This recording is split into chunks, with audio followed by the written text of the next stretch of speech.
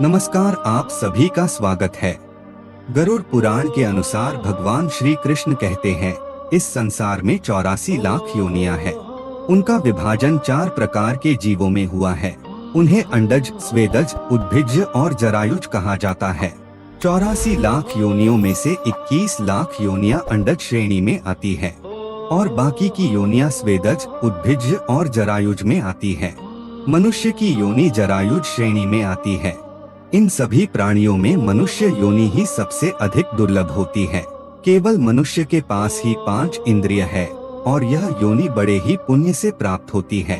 आहार, मैथुन, निद्रा, भय और क्रोध ये कर्म संसार के अधिकतर प्राणियों में पाए जाते हैं, किंतु विवेक सभी में परम दुर्लभ है। यह केवल मनुष्य जीवन में ही प्राप्त होता है।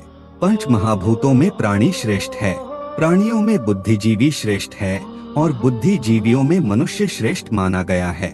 मनुष्य जन्म प्राप्त करके भी जो स्वर्ग अथवा मोक्ष को प्राप्त नहीं कर पाता है, वह मनुष्य निश्चित ही मूर्ख है। उसने मनुष्य जीवन पाकर भी पशु की भांति जीवन जी लिया। 100 सिक्कों वाला मनुष्य 1000 सिक्कों की इच्छा करता है। 1000 वाला लाख की इच्छा करता है। जो लक्षाधीश है वह राज्य की इच्छा रखता है। जो राजा है वह संपूर्ण पृथ्वी को अपने वश में करना चाहता है।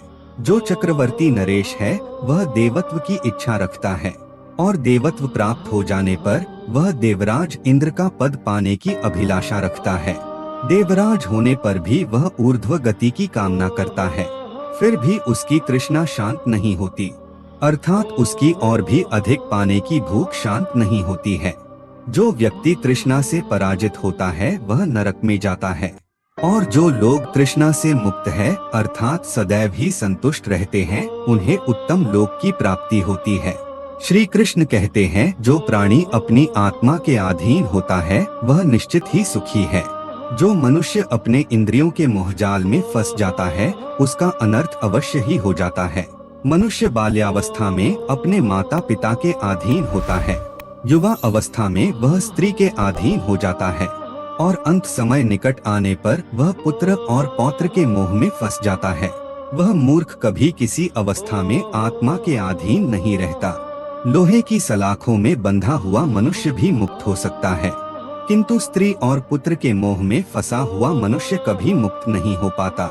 श्री कृष्ण कहते हैं, पाप एक मनुष्य करता है किंतु उसके फल का उपभोग बहुत से लोग करते हैं। उपभोग करने वाले तो दोष से मुक्त हो जाते हैं, किंतु पाप करने वाला दोष का भागी हो जाता है। इस संसार में कोई भी प्राणी मृत्यु पर विजय प्राप्त नहीं कर सकता। इस मृत्यु लोक में प्राणी अकेला ही पैदा होता है, अकेले ही मरता है और अकेले ही पाप और पुण्य का भोग करता है। उसके परिवार के लोग उसके मृत शरीर को लकड़ी के ढेले पर डालकर परामुख हो जाते हैं। केवल धर्म ही उसका अनुसरण करता है। मनुष्य का धन तथा वैभव घर में ही छूट जाता है। मित्र तथा बंधु बांधव शमशान में छूट जाते हैं। उसके शरीर को अग्नि लेकर जाती है। केवल पाप और पुण्य ही उसकी आत्मा के साथ जाते हैं। श्री कृष्ण कहते हैं, सूर्यास्त तक जिसने द्वार पर आए याचक को धन का दान नहीं दिया तो न जाने सुबह होने पर वह धन किसका हो जाएगा।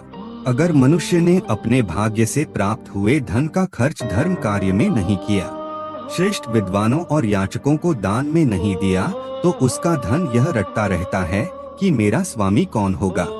जो मनुष्य श्रद्धा पूर्वक धन का दान करता है वह धर्म को धारण करता है। धर्म से ही अर्थ और काम की प्राप्ति होती है।